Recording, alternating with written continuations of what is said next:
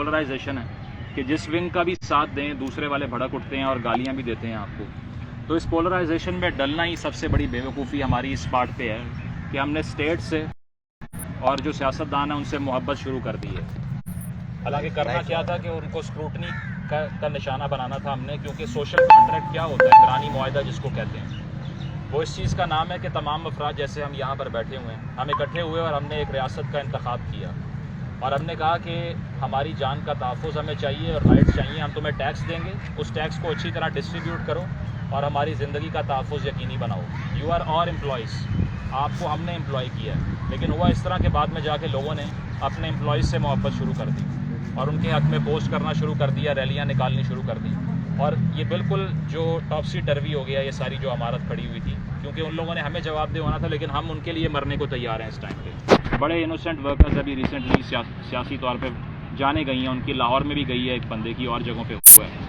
तो वो दिखाता यही है कि we are ready to die for these people, जो कि कुछ करने को तैयार नहीं है हमारे लिए। बेशक वो नवाज शरीफ हो, पीपल्स पार्टी का कोई वडेरा हो या PTI का कोई हो, पर्सनली जो लोग जान देने के लिए सड़कों पे इस वक्त हैं उनकी लाइफ में कुछ बदला नहीं है। तो उसके बावजूद लेकिन इमोशन इतना पीक पर है that they are ready to give up anything for them. तो अब ये एनालिसिस हमें हिस्टोरिकली करना पड़ेगा कि यहाँ तक हम कैसे पहुँचे हैं, और वो ऐसे पहुँचे हैं कि जैसी पार्टीशन होती है तो सबसे बड़ा क्राइसिस जो है वो मीनिंग का शुरू हो जाता है कि अब हमने करना क्या है इसके बाद में। और हुसैन हक्कानी साहब की किताब भी आप पढ़ सकते हैं, री इमेजिनिंग पाकिस्तान, और मैग्निफिसेंट डिलूजन भी उनकी एक बड़ी ज़बरदस्त किताब है। ये 2-3 किताबें भी पढ़ें आप, और किताबें पढ़ें अकाउंट जो पार्टीशन के बाद के हैं, तो आपको आइडिया ये होता है कि शुरू से लेकर एक डायरेक्शन की कमी है। हिंदुस्तान और पाकिस्तान के केस में सबसे बड़ा फ़र्क एक डायरेक्शन का है कि उनको ये क्लैरिटी है कि हम कहाँ से आ रहे हैं और कहाँ जाना है। और हर शख्स की ज़िंदगी में सबसे इंपॉर्टेंट चीज़ ये है कि डायमेंशन क्या है मेरी, उसकी बगैर अगर आप हिस्टोरिकल एनालिसिस नहीं करते तो कल को क्या करना है ये मालूम नहीं होता है। उसकी वजह ये है कि मुझे पता ही नहीं मैंने कल क्या गलती की थी और मेरे माजी में क्या गलतियाँ थी जो करता आ रहा हूँ। अगर वो हिस्ट्री आपसे छीन ली जाएगी, जो हेगल कहता है कि किसी कौम की तारीख उससे छीन लो तो मुस्तकबिल भी छिन जाता है, वो इसीलिए कि आप एनालिसिस नहीं कर सकते कि मैंने क्या गलतियाँ की हैं माजी में। तो होता इस तरह से है कि पहले 8 से 10 साल में 48 तक, 47 से 58 तक पाकिस्तान में आने 2 प्राइम मिनिस्टर चाहिए थे, आए 8। लोग 90s की बात करते हैं कि बड़ी इंस्टेबिलिटी थी 90s में, लेकिन पहले 10 साल सबसे ज़्यादा थी। 2-2, 3-3 महीने के लिए PM आया करता था। एक क्लर्क की जॉब ज़्यादा महफूज थी PM से। जॉब सिक्योरिटी का तसव्वुर ही नहीं है इस नौकरी के लिए, जो सबसे अहम नौकरी है मुल्क की। अगर मैं एक जॉब पर आता हूँ और मेरी सारी एनर्जी इस बात पे स्पेंड हो रही है कि मेरी नौकरी 5 साल चल जाए, तो मैं काम क्या करूँगा? कुछ भी नहीं। तो हुआ क्यों? इनसिक्योरिटी कैसे ओरिजिनेट हुई? वो इस तरह ओरिजिनेट हुई कि पावर जो है वो दीगर जगहों पे कंसंट्रेट होना शुरू हो गई। अयूब खान साहब तो शुरू से ही अर्ली 50s के बाद से ताकत के असूल के लिए सरगर्म हो गए थे। पिंडी साजिश केस जो था वो 52 में शुरू हो रहा है, जिसमें फैज़ साहब भी थे जिनको जेल हुई उस केस में। जनरल अकबर खान भी उनका साथ दे रहे थे इस केस में। और जना साहब के होते हुए भी एक सोच इस्टेब्लिशमेंट की परवान चढ़ना शुरू हो चुकी थी 48 के अंदर ही।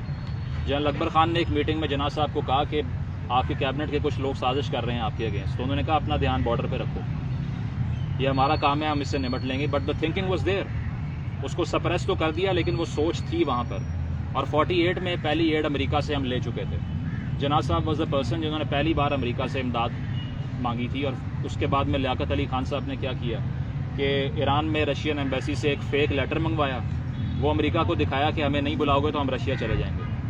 तो इस तरह से पिच किया कि हम आपके एलाइज हैं और हम मिडल ईस्ट को प्रोटेक्ट करने के लिए एक फ़ौज आपको रेंट पे दे सकते हैं। पहले दिन से डेवलपमेंट मॉडल नहीं था, सिर्फ ये था कि हमारे रिसोर्सेज किराए पे लो और हमें पैसे दो। और उससे होना क्या शुरू हुआ कि हमने डेवलपमेंट मॉडल को परसू नहीं किया। हमने सिर्फ ये देखा कि रिसोर्सेज बेच के कैसे पैसा कमाना है, डॉलर कैसे बाहर से मंगवाने हैं। तो आजकल जो डिफ़ॉल्ट की बात होती है कि 1 अरब रह गया, 2 अरब रह गया, सिर्फ डिफ़ॉल्ट परमानेंट स्टेट है पाकिस्तान की।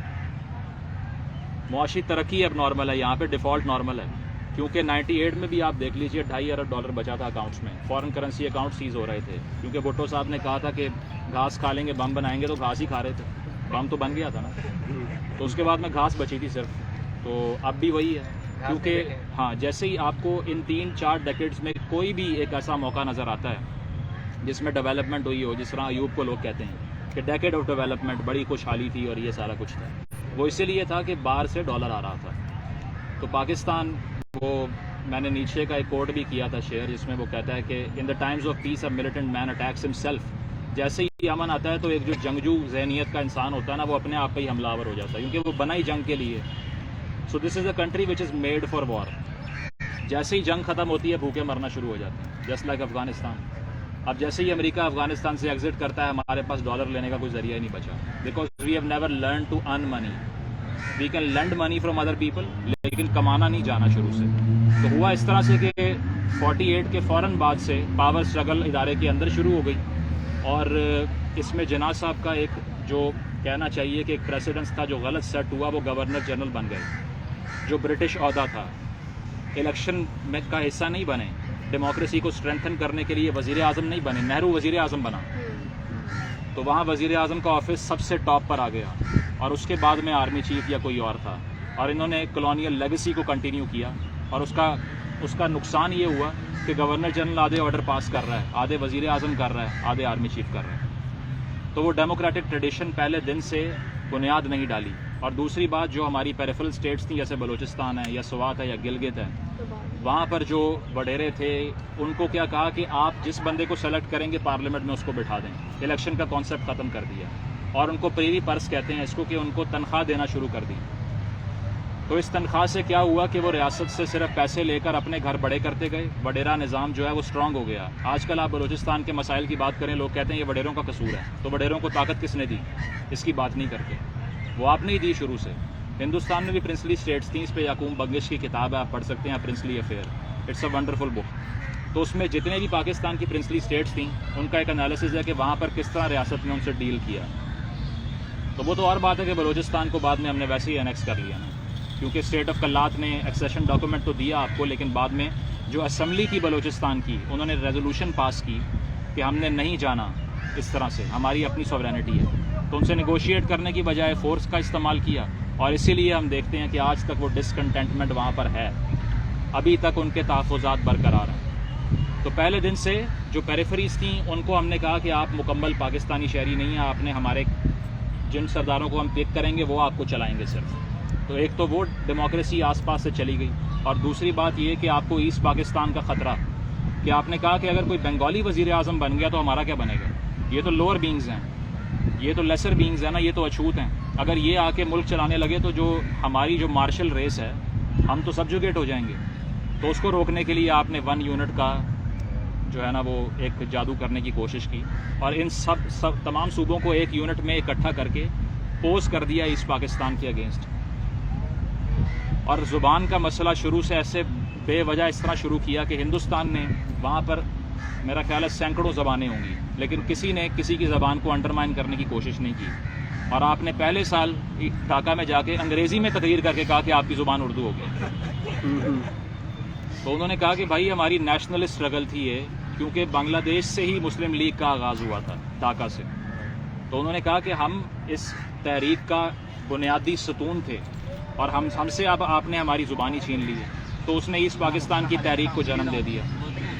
اور اس تحریک سے کیا ہوا کہ وہاں پر جو اسکرمشز بعد میں ہونا شروع ہوئے پاکستان کی آرمی کے ساتھ، اور فوج نے بھی وہاں طاقت کا استعمال کیا، اس کو کنٹرول ہی نہیں کر پائے. ان کے ریسورسز نکالے اور اپنے علاقوں میں لگانا شروع کر دیے آپ نے. وہ کہا کرتے تھے کہ اسلام آباد کی فضا سے ہمیں پٹسن کی بو آتی ہے. اس کی وجہ یہ ہے کہ پیسے وہاں سے نکالتے ہو، ڈیولپمنٹ یہاں پہ کرتے ہو. انڈسٹری ساری وہاں پر تھی، آپ کے پاس تو کچھ بھی نہیں تھا. اسی لیے 71 کے بعد بھٹو صاحب نے صرف یہ کہا کہ اب مڈل ایسٹ جاؤ نوکریاں کرو، اور کچھ نہیں ہے، کیونکہ انڈسٹری تو الگ ہو گئی نا ایسٹ پاکستان میں. اسی لیے تو ایک یہ چیز کہ آپ نے وہاں کے لوگوں کو بھی ناراض کیا رائٹ آفٹر پارٹیشن. بلوچستان کا مسئلہ بھی آپ کو میں نے بتایا، گلگت سے بھی آپ نے اگری کر لیا کہ آپ کا وہ جو خالصہ سرکار لاز ہیں ان کو ریپیل کر دیں گے، لیکن ریسنٹلی اسی بات پہ اب تک وہ احتجاج کر رہے ہیں، کیونکہ وہ رائٹس نہیں ملتے. ان کی پوری اسمبلی وہاں کھڑی ہوئی ہے، لیکن ایک ایم این اے جتنی بھی اوقات نہیں ہے پوری اسمبلی. اس کی وجہ کی بیوروکریسی چلاتی ہے سارا کچھ. تو ان کے پاس بھی ووٹنگ رائٹس اس طرح سے نہیں ہے، نہ مکمل شہری بن سکے. تو بنے صرف یہ کہ پنجاب کے جو اپر پنجاب کے علاقے ہیں، صرف پاکستانیت آپ کو وہاں دکھائی دے گی، جو ان کی ڈیفائنڈ پاکستانیت ہے. کیونکہ اس ساری جو لینز ہے جو اسٹیٹ نے ڈیفائن کیا، وہ صرف سمجھ ہی وہاں پر لوگوں کو آتا ہے. اسی لیے وہاں جب آپ بات کریں پیپلز پارٹی کے کسی سینیٹر کی یا کسی وزیر کی، تو لوگ کہتے ہیں یہ تو جاہلوں کے ووٹ سے بنتے ہیں، کیونکہ سندھی تو جاہل ہوتا ہے، نہ وہ پڑھتا ہے نہ لکھتا ہے نہ اسے تمیز ہوتی ہے. یہ کلونیل مینٹیلٹی بنائی ہے آپ نے. کیونکہ 80s کے بعد سے ملٹری کے اندر جو انرولمنٹ شروع ہوئی پہلے پنجاب کی ڈومینیٹ کر رہی تھی، اس کے بعد فیصلہ ہوا کہ دیگر شہروں سے بھی بڑھانا ہے ریکروٹمنٹ کو، تو اس میں سندھی بھی آ گئے اور لوگ بھی آ گئے. تو اب برٹش لیگیسی ہے کہ انگریزی میں بات کرنی ہے، مینرزم جو وکٹورین مینرزم دکھانا ہے، وہاں پہ چھری کانٹے سے کھانا کھانا ہے. اب سندھیوں کو نہیں آ رہا تھا کھانا، تو پھر انسٹیٹیوشن کے اندر سے یہ سوچ آئی کہ یہ جاہل لوگ ہیں، انگریزی تو آتی نہیں ہے ان کو اس لیے. اور وہی سوچ آپ کو ایک اس سوچ میں نظر آتی ہے جو کہ رول کر رہی ہے پاکستان کو اس ٹائم پہ، چاہے وہ میڈیا کے اندر ہو اور جگہوں پہ ہو، لیکن دکھائی یہی دیتا ہے کہ ہر اس انسان کو جاہل سمجھو جو کسی اور پارٹی کو ووٹ کرتا ہے یا کسی اور نظریے کا ساتھ دیتا ہے. تو پھر جی ایم سید بھی غدار ہو گیا، اس کے بعد میں عبدالصمد اچکزئی بھی غدار ہو گیا، ٹھیک ہے، رسول بخش پلیجو بھی غدار ہو گئے، باچا خان بھی غدار ہو گئے، ولی خان بھی غدار ہو گئے، کیونکہ وہ آپ کی پاکستانیت کی اس ڈیفینیشن پہ پورا نہیں اترتے. اس کی وجہ ہے کہ آپ نے شروع سے یہ فیصلہ کیا کہ جو ایتھنک آئیڈینٹیز ہیں ان کو انڈرمائن کرنا ہے اور پاکستانیت بنانی ہے. تو قوموں کی شناخت جو ہوتی ہے وہ آرٹیفیشلی نہیں بنتی، وہ نیچرلی ایوالو کرتی ہیں. اگر ہم جرمنی کی بات کر لیں یا یورپ میں دیگر نیشنز جو بیٹھی ہوئی ہیں، وہ پہلے ٹرائبز ہی تھے، الگ الگ شناختیں تھیں ان کی، لیکن ایک جگہ آ کر بیٹھے، اسیمیلیشن کا ماحول بنا اور کچھ عرصہ گزرنے کے بعد they started feeling like one nation. لیکن ہم نے پہلے دن سے کہا کہ نہیں، آپ ایک نیشن ہیں، ہم نے ان کو ایوالو نہیں کرنے دیا. تو اس کی وجہ سے یہ تحفظات بڑھتے گئے. اور اس کے بعد میں آپ نے امریکہ سے یہ کہہ کر پیسے لیے کہ ہم روس کے خلاف فرنٹ لائن ہے آپ کی، ہمیں پیسے دیجیے اور آپ کو اس جنگ سے بچا لیں گے. انہوں نے کہا یہاں تو روس ابھی آ ہی نہیں رہا، ارلی 50s کی بات ہے، آپ کیسے یہ آئیڈیا پچ کر رہے ہیں؟ تو انہوں نے کہا کہ مڈل ایسٹ میں یا کہیں بھی آپ کو فوج کی ضرورت ہوگی ہم دیں گے. تو 50 میں کورین وار ہوئی تھی ساؤتھ اور نارتھ کوریا کی، اس میں پاکستان نے پہلی بار اپنی فوج بھیجی اور پیسے لیے 50 میں. یہ تو اب ہم سوچ رہے ہیں نا کہ اب ڈیفالٹ ہو گیا ہے یا اب ان کو پیسے کمانے نہیں آتے، پہلے سے یہی ماڈل ہے، فرنٹیئر اسٹیٹ کہتے ہیں اس کو. تو اس ساری صورتحال سے سمجھ یہ آتی ہے کہ ڈیولپمنٹ پہ فوکس نہیں تھا، ایتھنیسٹیز کی پروٹیکشن نہیں تھی، کلچر کی پروٹیکشن نہیں تھی، اور صرف اوپر بیٹھ کے ایک شخص فیصلہ کر رہا ہے کہ پاکستانی کیسے بننا ہے، زبان کون سی بولنی ہے، ووٹ کس کو ڈالنا ہے، اور پیسے کہاں سے لینے ہیں، اور کس طرح سے کرائے پہ اپنے ریسورسز آپ نے لوگوں کو دینے ہیں. تو سیٹو سینٹو سائن کر لیا. اس کے بعد میں ہندوستان نان الائن موومنٹ کا پارٹ بنا کہ انہوں نے کولڈ وار میں سر جنگ میں دونوں حصوں کا ساتھ نہیں دیا اور وہ نیوٹرل رہے اس وار کے اندر. اور اسی طرح برازیل بھی تھا اس موومنٹ میں، یوگوسلاویا بھی تھا، ہندوستان بھی تھا. تو اس سے یہ فائدہ ہوا کہ انہوں نے دونوں طرف ٹریڈ کی، رشیا سے بھی تعلق بنایا، امریکہ سے بھی بنایا، لیکن ہم تو صرف ایک ونگ کے ہو کے رہ گئے شروع سے. اور اس سے نقصان یہ ہوا کہ ہم نے اپنی ایئر بیسز بھی دینا شروع کر دی اور روس کو بتا دیا کہ ہم تمہارے دشمن ہیں. اور اس کے فوراً بعد وہ U2 انسیڈنٹ آپ کو یاد ہوگا، پشاور سے جو بڑا بیر ایئرپورٹ سے جہاز اڑا تھا اور وہ ریکانیسنس مشن پہ گیا وہاں پہ، تو روسیوں کو سمجھ آ گئی تھی کہ ان کی ٹیریٹری ہمارے خلاف استعمال ہو رہی ہے. تو آپ میں کھانے کو روٹی نہیں تھی اس ٹائم پہ آپ کے پاس، لیکن عالمی جنگ میں کود پڑے آپ. تو ڈیولپمنٹ پہ کوئی فوکس نہیں تھا، اور وہ سارے پیسے وہاں سے لے کر آپ نے شیورٹی کیا دی. آپ کو معلوم ہے کہ SSG جو پاکستانی فوج کا حصہ ہے، یہ رشیا کے اگینسٹ بنائی گئی تھی، امریکنز نے بنائی تھی to fight the Russians basically.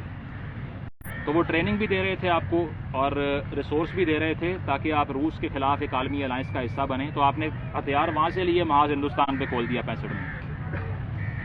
تو انہوں نے کہا کہ بھائی یہ کیا کیا ہے ہم سے؟ تو آپ نے یہ اس گارنٹی پہ ساری اسسٹنس لی تھی کہ آپ روس کے خلاف جنگ کا حصہ بنیں گے، آپ نے جبرالٹر کر دیا وہاں پہ.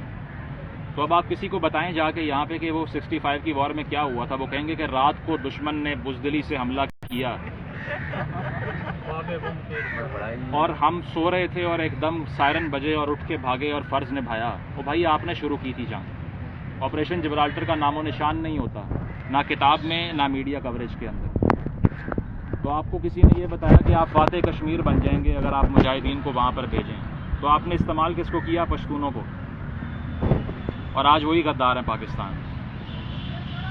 تو ان کو استعمال کر کے آپ نے وہاں پہ بارڈر کراس کرا دیا، اور اس کے بعد میں آپ نے ایکسپیکٹ یہ کیا کہ انٹرنیشنل بارڈر پہ وار نہیں لگے گی، کشمیر کا مسئلہ ہے وہ نمٹ لیں گے وہیں سے. ہندوستان نے انٹرنیشنل بارڈر پہ ماسک کھول دیا and you were taken by surprise. تو اس کو ڈیفینڈ کر کے آپ نے کہا کہ یہ جنگ ہم جیتے ہیں، جو شروع آپ نے کی، اور بعد میں کہا ہم نے ڈیفینڈ تو کر لی ہے نا، ملا کیا؟ کچھ بھی نہیں.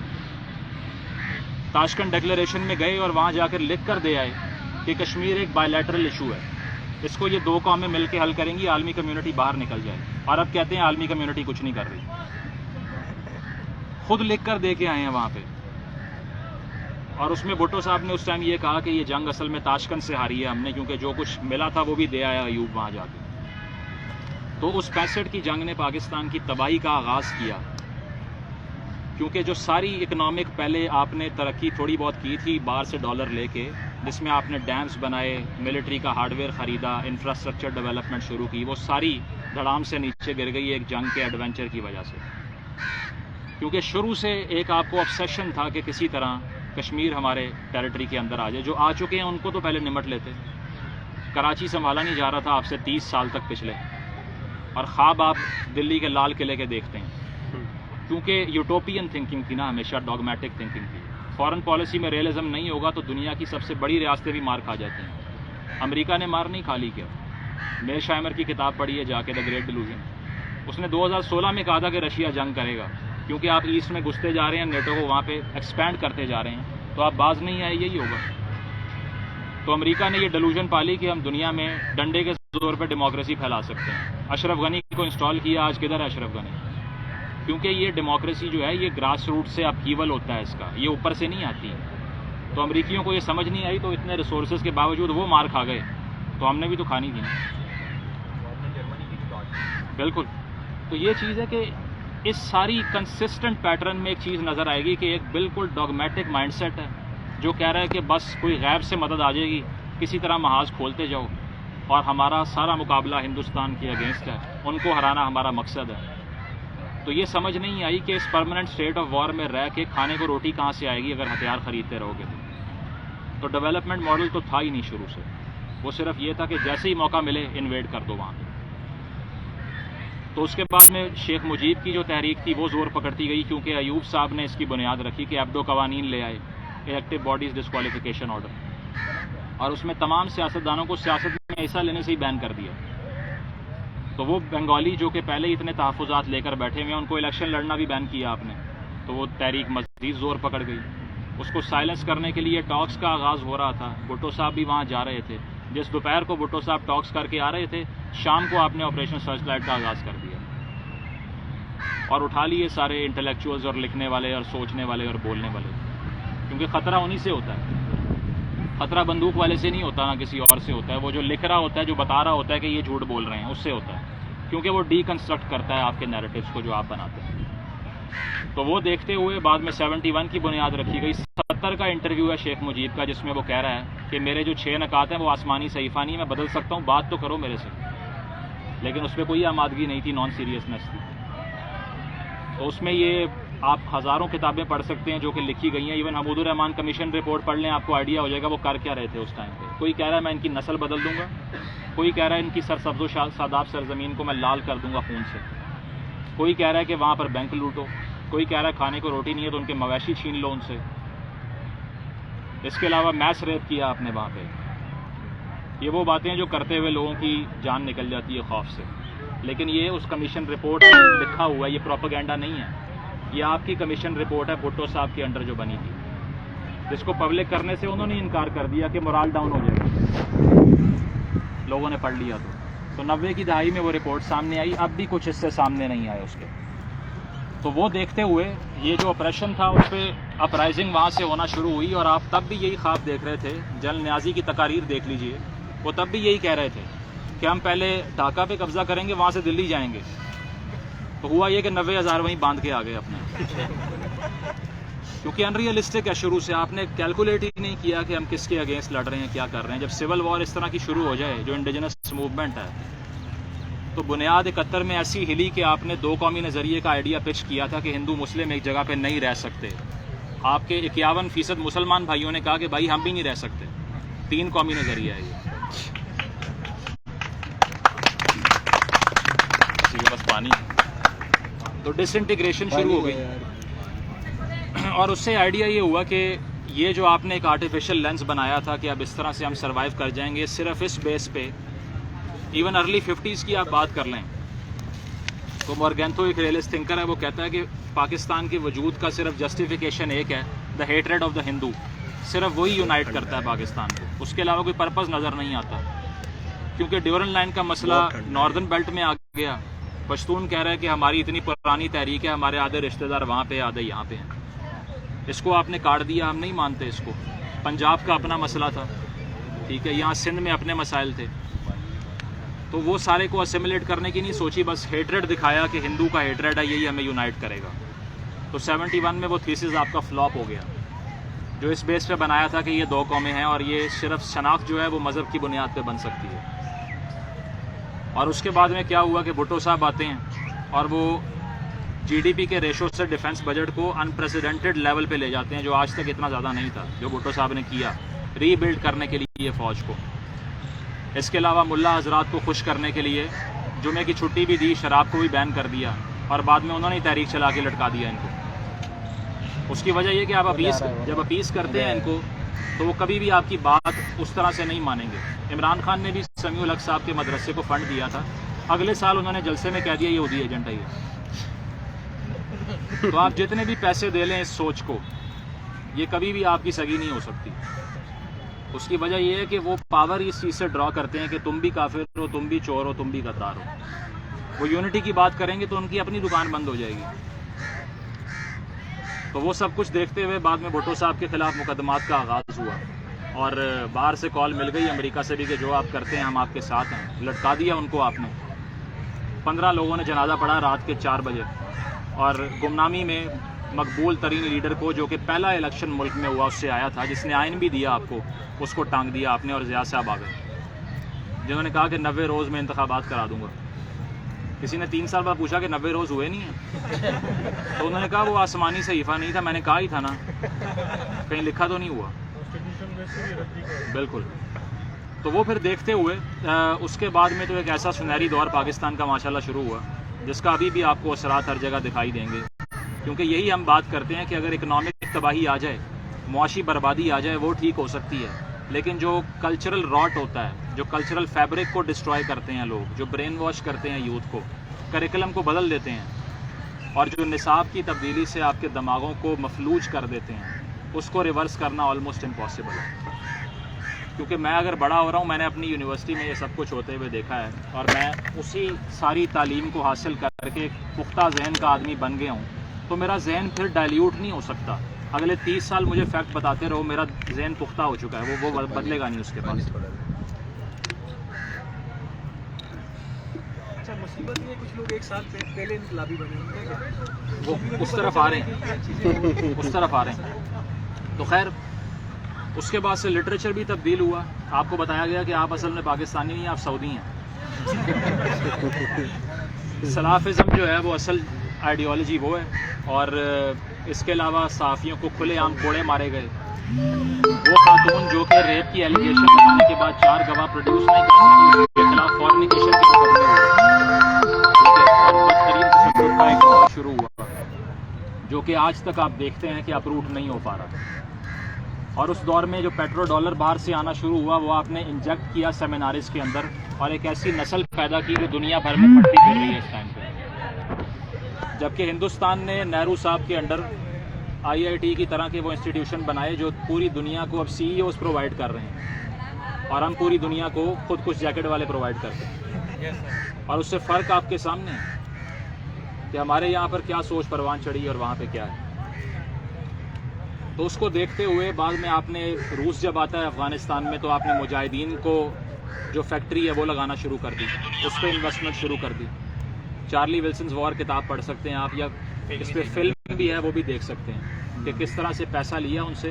CIA کا چیف یہاں آ کے جہاد کے لیکچر دے رہا ہے کہ اٹھاؤ بندوقیں اور جاؤ روسیوں کو مارو, یہ کافر ہیں. تو ان کو ہرانے کے چکر میں ایک عالمی جنگ کا ایندھن بن گئے, اور وہ چلے گئے, اور اس کے بعد میں یہ سارا گند جو تھا وہ یہاں پر آ گیا. اس میں افیون بھی آنا شروع ہوئی, کلاشنکوف بازاروں میں مفت ملتی رہی, اور ساتھ ساتھ ریفیوجی کرائسس کا ایسا آغاز ہوا جو ابھی تک مینیج نہیں ہو رہا آپ سے, صرف اس لیے کہ آپ نے کہا کہ ہم نے وہ جنگ لڑنی. تو 80s تک وہ معاشی بربادی جو تھی اس کے بیج آپ نے بو دیے تھے. یہ سارے ڈالر جو باہر سے آ رہے تھے آرٹیفیشل اکانومی کا حصہ تھا سارا. اس کے بعد میں 90s پہ آ جائیں, جب ضیاء صاحب آسمان میں آموں کا بلا ہو کے پھٹ گئے وہ, تو اس کے بعد میں کیا ہوا کہ جی اس میں بھی خیر بڑے شیڈی, شروع سے اساسینیشنز تو نہیں ہیں پاکستان میں. جو پہلے آرمی چیف تھے فرینک مسروی, اور دوسرے تھے ڈگلس گریسی, انہوں نے جنرل افتخار خان کو نامنیٹ کیا تھا پاکستان کا پہلا انڈیجنس آرمی چیف، اور وہ کراچی کے پاس ان کا طیارہ گرا آرمی چیف بننے سے پہلے، اور ان کی فیملی سمیت ڈیتھ ہو گئی، کسی کو پتہ ہی نہیں کیسے۔ اس کے بعد میں لیاقت صاحب کو جلسے میں گولی ماری، اس کی جو انویسٹیگیشن پولیس افسر کر رہا تھا وہ بھی جہاز میں گر کے مر گیا، کسی کو پتہ نہیں کیسے۔ فاطمہ جناح صاحبہ کی جو رپورٹ کہتی ہے وہ یہ کہتی ہے کہ ان کے جسم پہ نشان تھے۔ جناح صاحب کی ایمبولینس 40 منٹ تک ہائی وے پہ کھڑی رہی۔ بھٹو صاحب کا کیس آپ کے سامنے ہے۔ تو یہ ساری جو الٹیریئر موٹیوز کے لیے اسیسینیشنز تھی، ان کا آغاز رہا۔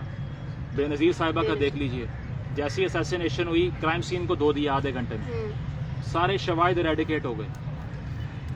اسکاٹ لینڈ یارڈ باہر سے آتی ہے، اس کو آپ سرچ ہی نہیں کرنے دیتے کوئی بات، اس کو آپ ایک دائرہ بنا دیتے ہیں کہ اس سے باہر نہیں جانا، اور بعد میں کہتے ہیں ہم نے تو باہر سے تحقیقات کروائی ہیں۔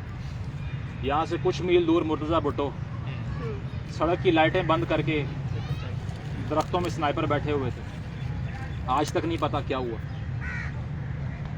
تو ایک ایک کر کے مقبول لیڈران کو آپ سے آپ کی آنکھوں کے سامنے چھینتے رہے اور آپ تماشا دیکھتے رہے، کیونکہ کرتے کیا، جو کمیونیکیشن کی ساری کانسنٹریشن ہے کہ نیریٹو جہاں سے آتا ہے، جہاں سے خبر آتی ہے کہ کیا ہوا ہے، اس کو کنٹرول ہی وہی کر رہے ہیں۔ تو علم کہاں سے ہونا تھا کہ کیا کس نے کیا ہے کیا نہیں۔ تو اس میں آگے چلتے ہوئے 90s کی پھر ڈیکیڈ شروع ہو گئی، جس میں آپ نے پیسے دے کر بریف کیس بانٹ کے سیاست میں بریف کیس کلچر کی بنیاد رکھی، جس کا نام ہے میاں نواز شریف، جو آج جمہوریت کی جنگ لڑ رہے تھے کچھ عرصہ پہلے، ووٹ کو عزت دو، وہ بے نظیر کے خلاف کھڑا کیا گیا، اور اس سے ایک ایسی بنیاد ڈلی کہ جو بھی مقبول لیڈر آئے گا اس کے خلاف ایک تیسری قوت کا آغاز کرنا ہے تاکہ وہ بیلنس ہو جائے۔ تو نواز شریف صاحب اکٹھے ہوئے اور انہوں نے بریف کیس بانٹے، اسلامی جمہوریہ اتحاد بنایا اور اس سے وزیر اعظم بن گئے۔ اس کے بعد میں 90s میں آ کے پھر انہوں نے کانسٹیٹیوشن میں لکھوانے کی کوشش کی کہ میں امیر المومنین بننا چاہتا ہوں، ماشاءاللہ وزیر اعظم کا مجھے شوق نہیں ہے۔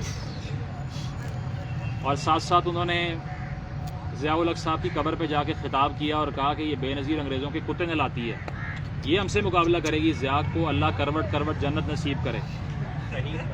شہید بھی کہا، اس کا بیٹا ساتھ کھڑا ہوا ہے۔ آج وہ 2013 میں کہہ رہا تھا we will make Pakistan a liberal country. تو آغاز ایسے ہوتا ہے ان کا، یہ آپ سمجھیں گے تو آپ کو آئیڈیا ہوگا کہ عمران خان صاحب کی جو کلٹ ہے اس کی بیسس کیا ہے۔ اس کی وجہ کہ نواز شریف 90s کا عمران خان تھا، دیر از نو ڈفرنس وٹس ایور۔ تو وہ دیکھتے ہوئے 90s کی جو ڈیکیڈ شروع ہوئی، اس میں بے نظیر کا ایک پاپولیرٹی کو سٹرائک ڈاؤن کرنے کے لیے آپ نے وہ تھرڈ فورس بنائی۔ میران بینک اسکینڈل کا کیس آپ کے سامنے ہے، اور حمید گل مرحوم صاحب یہ مان بھی چکے ہیں کہ ہاں جی ہم نے دیے تھے پیسے، ہمیں پتہ ہے کہ دیے ہیں پیسے، ہمیں کوئی پچھتاوا نہیں ہے اس بات کا۔ اور اس میں کوئی جہاز سے تصویریں گرا رہا ہے اس کی، کوئی کہہ رہا ہے کہ یہ جو ہے بے راہ روی کا شکار ہے، کوئی کہہ رہا ہے کہ عورت حکمرانی کر ہی نہیں سکتی۔ مولانا صاحب ایک ماشاءاللہ تھے، انہوں نے کہا کہ مہینے میں 7 دن تو سمجھ ہی نہیں آئے گی کرنا کیا اس کو۔ کوئی پارلیمنٹ میں نعرے مار رہا ہے جب پیلا سوٹ پہن کر آئی کہ یہ تو پیلی ٹیکسی ہے۔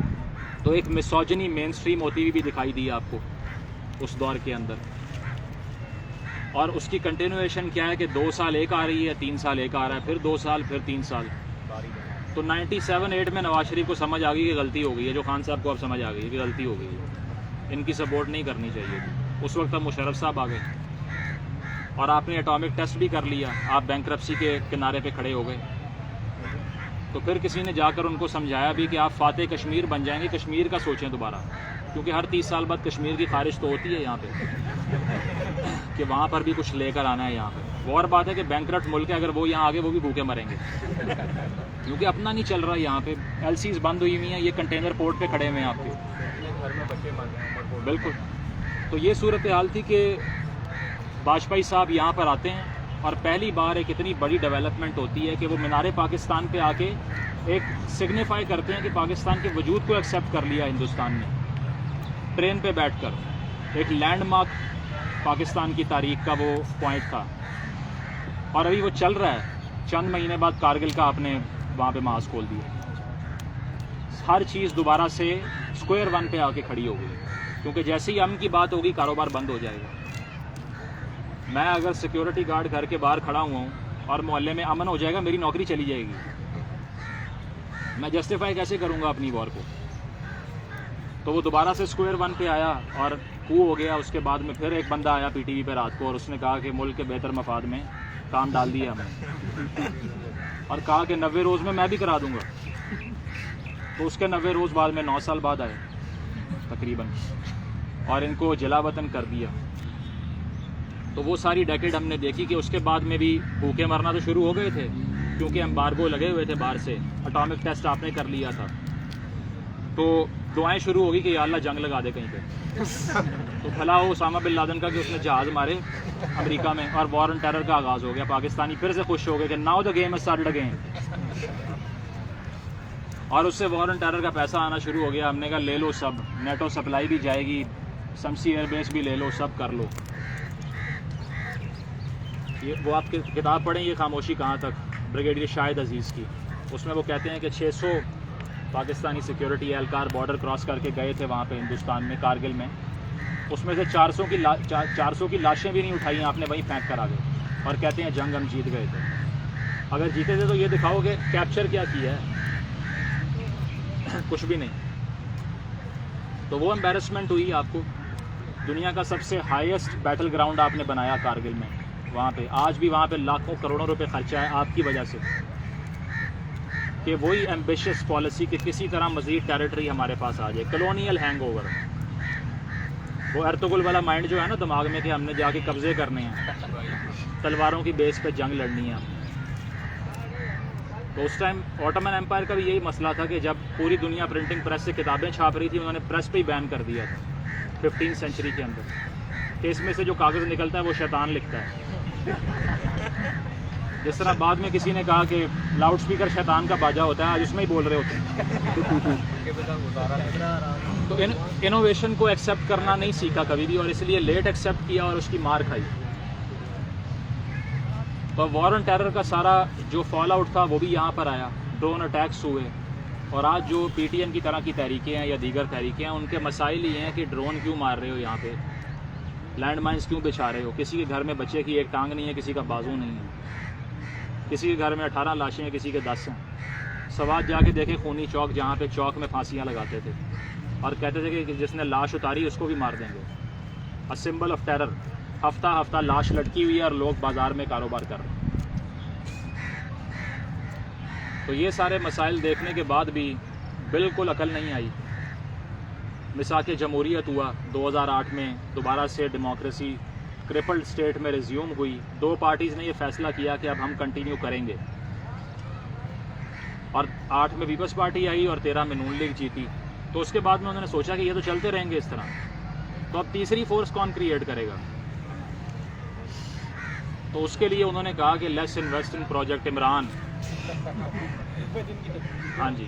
تو ویسے تو آپ کو بھٹو صاحب کے پیچھے صرف ایوب صاحب ملیں گے, نواز شریف صاحب کے پیچھے ضیاء الحق ملیں گے, ان کے پیچھے 4 جرنیل ملیں گے آپ کو, 5 بلکہ.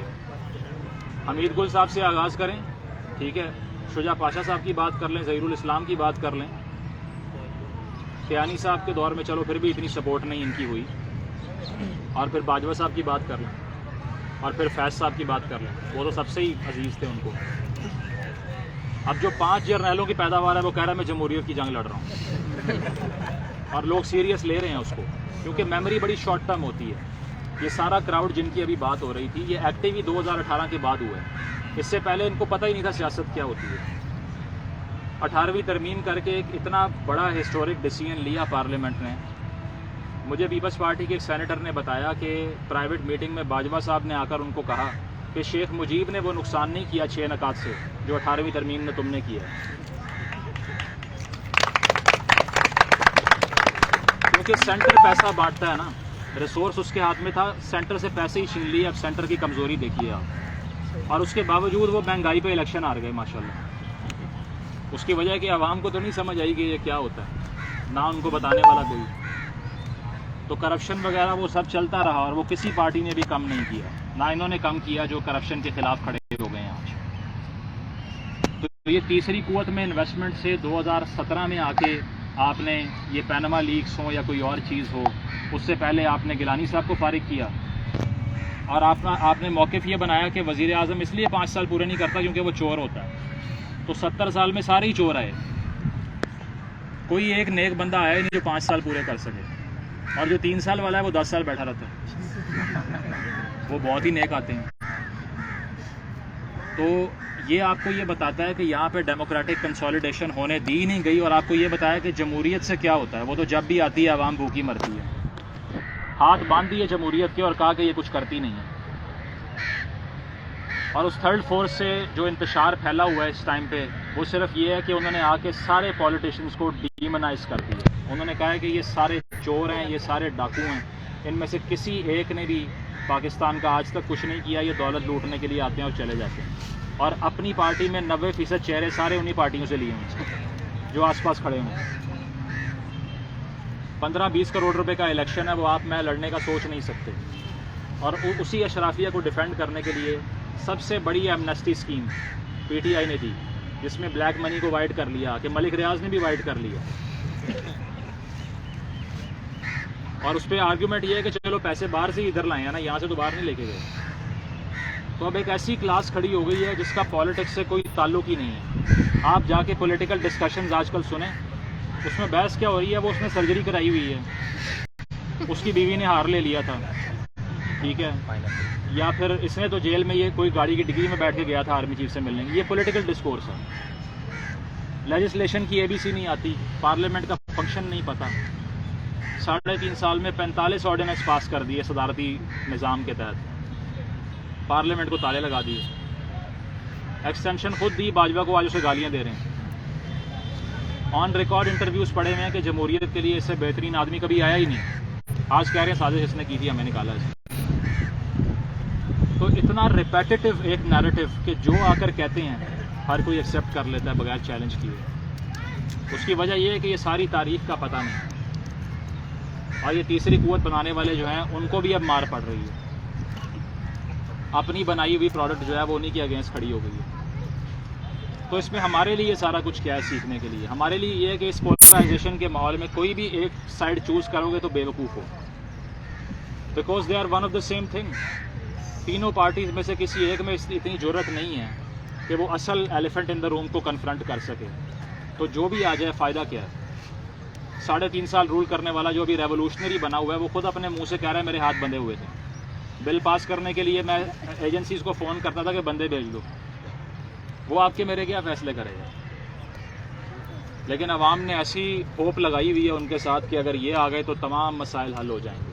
مانیٹری پالیسی کچھ بھی نہیں ہے, کسی بات کا پتہ نہیں ہے, نہ کوئی ٹیم ہے. آج پوچھ لیں شیڈو کیبنٹ کیا ہے آپ کی نہیں پتہ, فائنانس منسٹر کون ہوگا نہیں پتہ, ڈیفنس کون ہوگا نہیں پتہ. نو پلان وٹس ایور.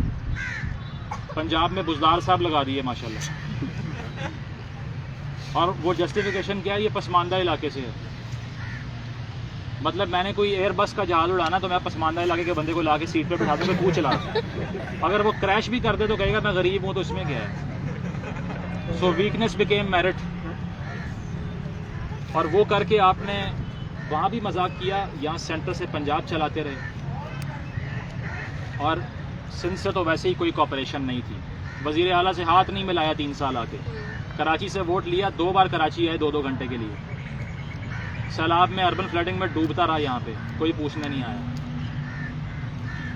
تو اب یہ اس ساری صورتحال سے جو کرکس ہے وہ یہ ہے کہ جب تک اصل جو راٹ ہے وہ ختم نہیں ہوگا اور وہ اندازہ یہ نہیں کریں گے کہ ہم نے فیصلے نہیں کرنے, عوام نے کرنے ہیں, جب وہ سسٹم کو اپنے حال پہ نہیں چھوڑیں گے تب تک جنرل لیڈرشپ ایمرج نہیں کر سکتی.